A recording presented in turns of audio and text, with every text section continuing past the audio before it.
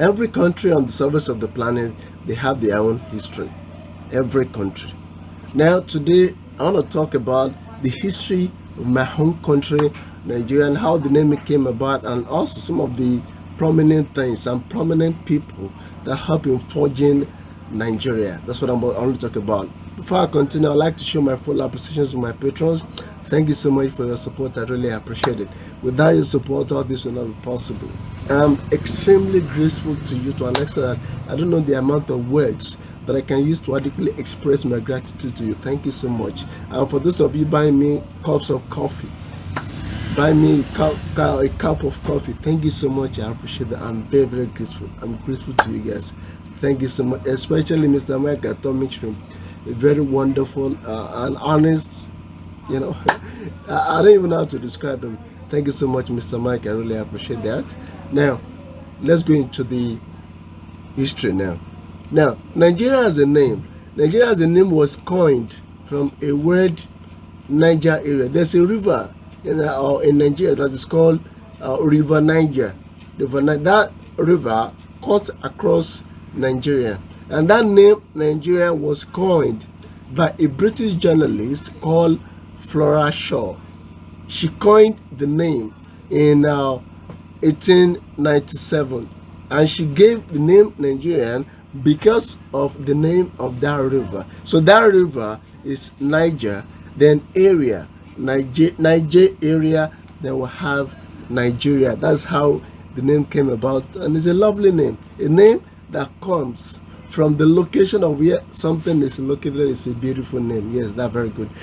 Flora Shaw later became the wife of Lord Lugal. Lord Lugal was one of the British colonial administrator back then. If you notice that my voice is rough and coarse, I'm sorry for that. It's because I'm battling Qatar currently, so I'm very, very sorry for that. So that's all about it. And also for the background noise, I'm also sorry for that. This is Nigeria. There's no power now. For the past 3 days, we don't have power supply. So everybody relies on generator to supply power. So it's always very, very noisy in Nigeria. So I'm very sorry for the background noise. You can see that that's an Okada, going on the street. So I'm very, very sorry for that. No, Nigeria now consists of 36 states and the Federal Capital Territory in Abuja. We have 36 states in Nigeria and the FCT Federal Capital Territory, which is located in the northern part of Nigeria. Nigeria is the most populated country in Africa, the most populated country in Africa, and Nigeria has more than 527 native languages. The native languages of Nigeria are so many to an extent that I'm not sure no single Nigerian will be able to name all the native languages that we have. It's so many that no Nigerian can list out all the native languages that we have in Nigerian. So the main tribes, we have different tribes. We have hundreds of tribes, but those tribes are categorized into three. We have the Yoruba tribe, which is where I belong to. We have Yoruba tribe, we have Hausa tribe, and we have Igbo tribe. The word Igbo, the B sound, is not present in English, so I'm very sure you Westerners won't know how to pronounce that word. And now, let me also tender my apology.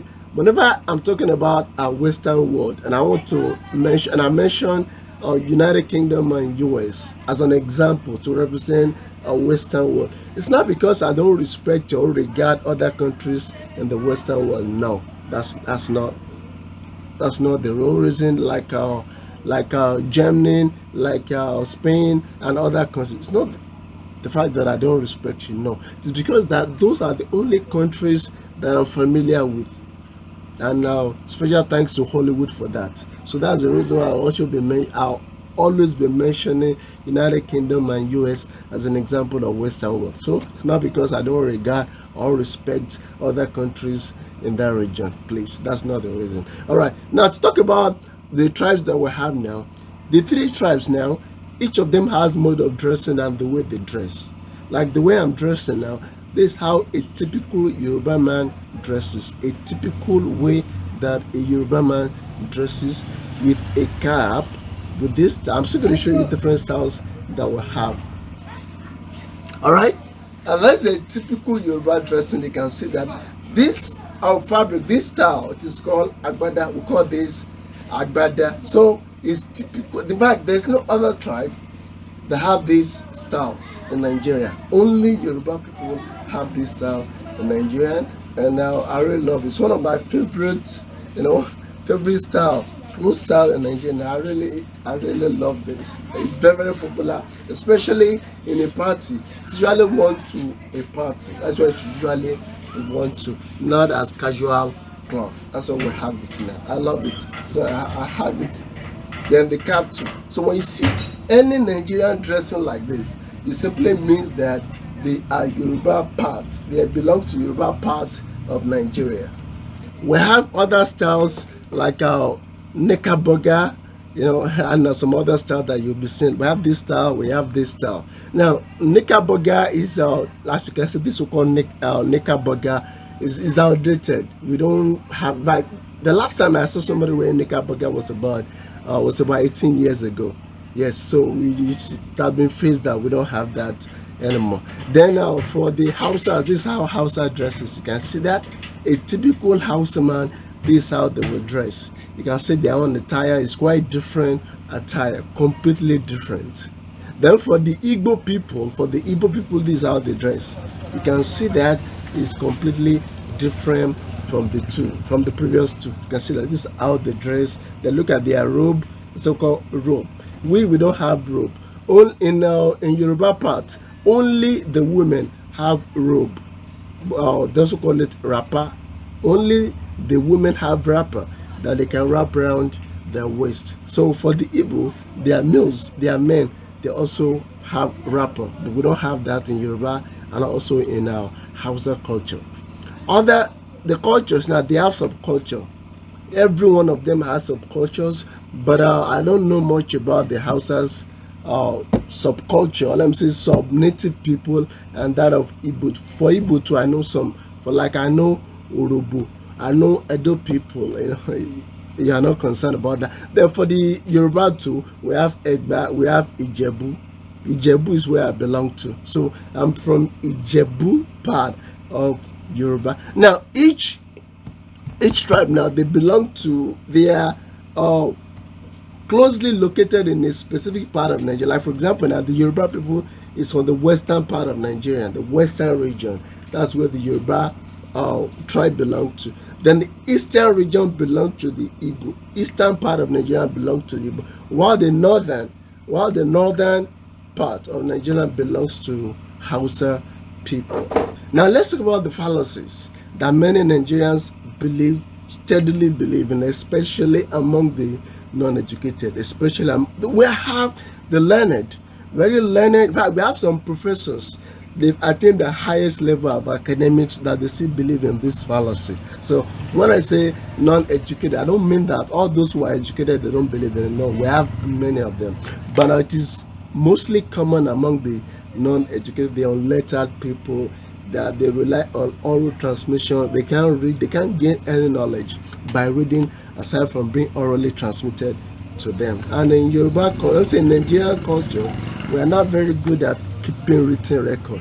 We solely relied on the oral method of transmitting information. We both know that that is very, very unreliable, unlike written documentation. All right. Now, number one is that we believe that you can have a charm that will work against, number one, bullets. That if you are shot at, the bullet will not penetrate your skin. Yes, a lot of people believe that once they are having the charm, once the charm is done for them, that it will protect them against bullets. They will have the charm against bullet. Once you shoot them, it won't penetrate them. Some believe that once you shoot them, the bullet will hit them but will not penetrate. Some believe that the bullet will not hit them. No matter how close you shoot at them, the bullet will not hit them. They have for gun, for knife, for machete, and some other weapons. And also bottle, glass bottle, some believe that. And number two is that we have belief here that a person, a human being, will be able to control rain. A human being, a shaman, a herbalist will be able to control rain. In fact, I could remember back then in this my village now about 15 years ago, though it's not happening again. If you want to have a party, you want to have an event, a party, there are some people that you need to go and pay them. You need to go and give them money. Why? So that they will not bring rain down on that very day. Yes, it happened. In fact, in some areas in Nigeria, it's still happening, though it's not happening in my area anymore and the cities. If you now have a party, people will tell you go and pay money to also people. If you don't give them money, the rain is going to disrupt your event or your party. Yes, people firmly believe that. If you want to ask questions that whether I believe or not, whether I believe in them or not, I don't believe in them, whatever. I don't. Not even a tiny bit. Now, the third one is that this one is peculiar to Yoruba culture. We believe that if somebody is killed, if a murder is committed, now the dead person, a special kind of ritual can be performed on the dead person, and the dead person will rise in the dead of the night to go and kill their killer. Yes, it is firmly believed that you can do some kind of ritual on a person who was murdered, and the dead of the night they will go and take revenge on their killer. So a lot of people believe in that too, and we've seen a lot of murders in Nigerian, and we've never heard of a situation where an invisible thing or a risen dead go to take their vengeance. We've never heard of it. But a lot of people still believe that, and special thanks to Nollywood. Nigerian Nollywood, it perpetuates a lot of fictions and fallacies, and especially the non-educated, they believe in that. Once they see the movie, they believe that it happens in real life too. All right, that's about this video. If you have any question, please let me in the comment section below. Ask a question, I will surely answer. I'll respond to all the comments in my section. Thank you, and my patrons, for your support. Thank you so much. I'm grateful. Thank you. I'm extremely grateful to you guys for your support. It means the world to me. It is the foundation of this channel. And those of you that bought me cups of coffee, thank you so much. I'm grateful. See you next time.